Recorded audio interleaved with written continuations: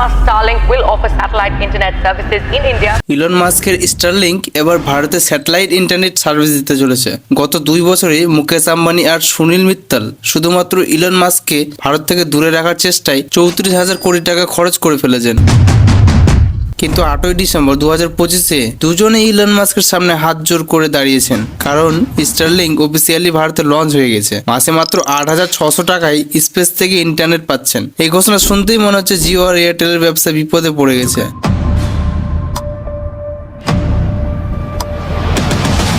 যারা ভারতে বছরের পর বছর ইন্টারনেটের একচেটিয়া রাজত্ব করে এসেছে, তারা আজ একটা বিদেশি কোম্পানির সামনে মাথা নত করেছে। একটা বিদেশি কোম্পানি যারা মাটিতে একটাও টাওয়ার বসাবে না, একটা তারও পাতবে না, শুধু স্পেস থেকে তোমার বাড়িতে ডাইরেক্ট ইন্টারনেট পৌঁছাবে। কিন্তু আসল গল্পটা দামের নয়, আসল গল্প হলো যে মুকেশ আম্বানি কখনো কারো কাছে হার মানেনি, কিন্তু কিভাবে ইলন মাস্কের সামনে হার মানলেন, সরকার কেন তাদের 34,000 কোটি টাকা ইগনোর করলেন, আর সবচেয়ে ডেঞ্জারাস অংশ হলো যেটা কেউ তোমাকে বলবে না, আগামী কয়েকদিনের মধ্যে কি ঘটতে চলেছে, যা ভারতের টেলিকম সেক্টরে চিরতরে বদলে দেবে। কারণ বন্ধুরা, এটা শুধু ইন্টারনেটের গল্প নয়, এটা 43 মিলিয়ন ডলারের ইন্ডাস্ট্রির গল্প, আর একটা এমন টেকনোলজির গল্প যা সরকার, আর্মি, সাধারণ মানুষ সবাই একটা গেম চেঞ্জার গল্প। তাই পরের কয়েক মিনিটের মধ্যেই তোমাদের সব কথা বলবো যা মিডিয়া তোমাদের থেকে লুকিয়ে রেখেছে। প্রথমে ক্লিয়ার করে নিই স্টারলিংক কিভাবে কাজ করে। ট্রেডিশনাল ইন্টারনেট প্রোভাইডার যেমন জিও, এয়ারটেল বা বিএসএনএল, এরা মাটিতে ইনফ্রাস্ট্রাকচার বানায়, ফাইবার অপটিক কেবল পাতে, মোবাইল টাওয়ার লাগায়। প্রত্যেক গ্রাম বা শহরে ইনফ্রাস্ট্রাকচার তৈরি করতে হয়। কিন্তু স্টারলিংকের অ্যাপ্রোচ একদম আলাদা। ইলন মাস্কের কোম্পানি স্পেস এক্স ইতিমধ্যে 7,800 প্লাস স্যাটেলাইট স্পেসে লঞ্চ করে রেখেছে।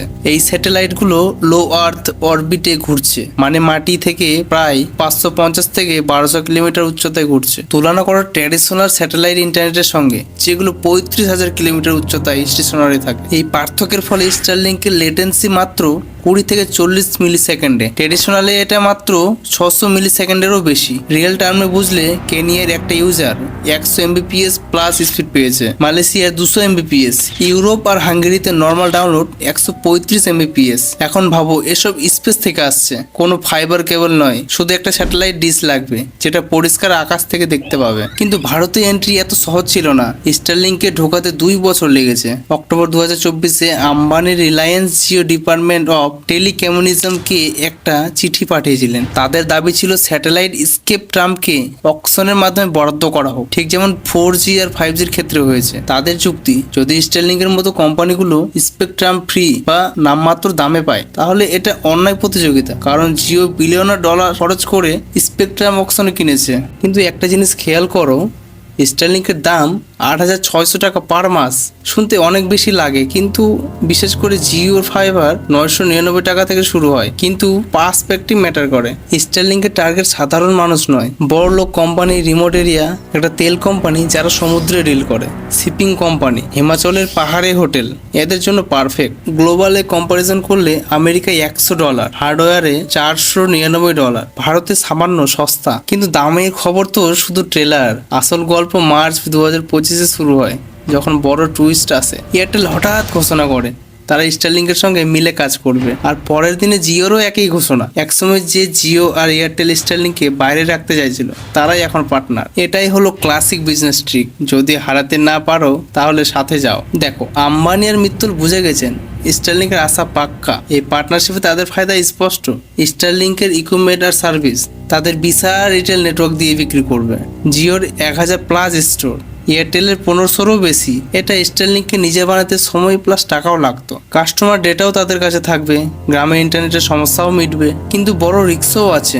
স্টারলিংক তো সারা বিশ্বে ডাইরেক্ট কাস্টমারকে সার্ভিস দেয়। কি গ্যারেন্টি যে পরে পারমিশন পেয়ে একা চালাবে না? পার্টনারশিপের টার্মস পাবলিক নয়, কিন্তু এলন মাস্ক কন্ট্রোল ছাড়ছেন না। এটা টেম্পোরারি হতে পারে।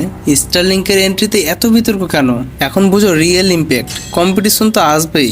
জিও আর এয়ারটেলের 81% মার্কেট কন্ট্রোল চ্যালেঞ্জিং হবে। দাম যখন খুশি তখন বাড়াতো তারা, কিন্তু এখন তৃতীয় সলিড অপশন এলে প্রাইসে প্রেসার পড়বে।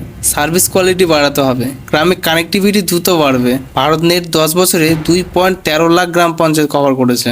স্টারলিংক থিওরিটিক্যালি 1 বছরে পুরো দেশ কভার করতে পারে। কোনো তার টাওয়ার লাগবে না, নতুন কানেকশন খুলবে, জাহাজে internet, defence mining, disaster management সব প্রিমিয়াম কাস্টমার। তো বন্ধুরা, এটা ভারতের ডিজিটাল জার্নির একটা টার্নিং পয়েন্ট।